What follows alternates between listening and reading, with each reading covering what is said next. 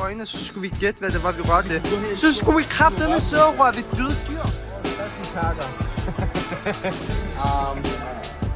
Min ven her, Mikkel, han har fødselsdag.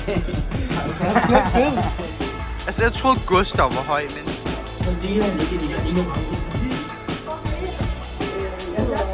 Okay. Med den plan, der lovede vi godt.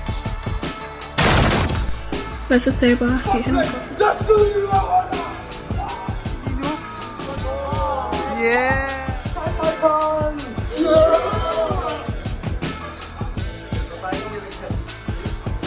Hvordan synes du, den er bedre end den der? Nej, det kan man bare. Nej. Jeg tager din lotterev. Kan vi få noget ro, mens vi laver video? Ja.